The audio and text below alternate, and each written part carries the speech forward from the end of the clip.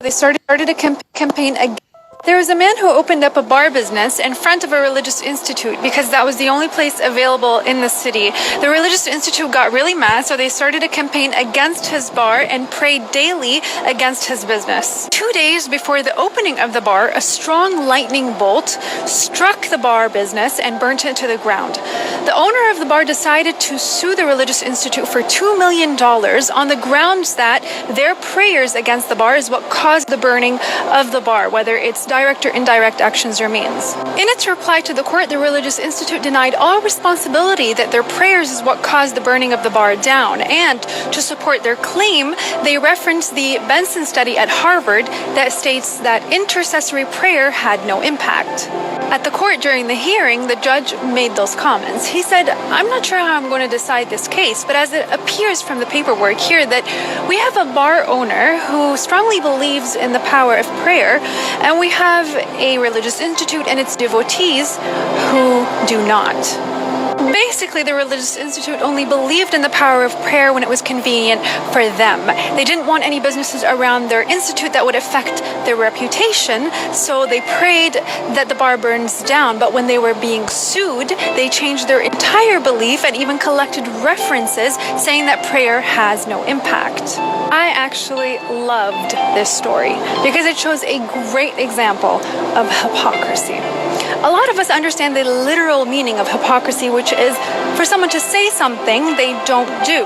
But there's actually a much deeper meaning to hypocrisy. Hypocrisy is when someone puts so much weight and value on how other people perceive them while willingly disregarding their inner state. They care so much about what people think, their likes, their shares, their image, and they disregard their true intentions. You know what happened right now as I was explaining hypocrisy? Most of you probably made a list in your head of all the people or friends or social media influencers who you think are hypocrites. That's because psychologists suggest that as humans, when we hear about a negative characteristic, we like to apply it or connect it to other people rather than reflect on it inwardly. And we're more critical of other people than ourselves, and we always have excuses for our own inconsistencies. Once, Prophet Muhammad, peace be upon him, gave a list of people who are hypocrites to his close companion, Hudayfa.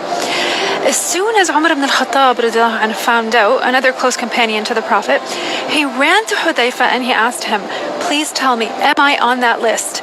Hudayfa refused to answer him, and then he kept nagging, and he asked him again, "Please just tell me, am I on that list?"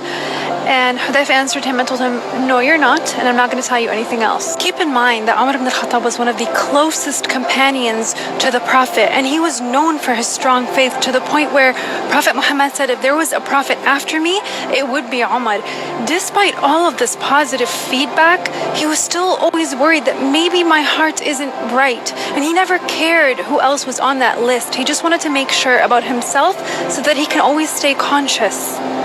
We can all have some degree of hypocrisy within us, but instead of trying to avoid it by remaining conscious and aware of our actions all the time, we're always looking at other people's behavior and other people's action.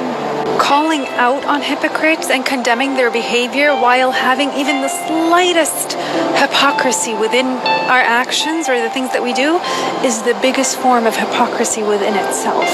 So let's always judge and evaluate ourselves, remain conscious of our hearts and our actions rather than evaluate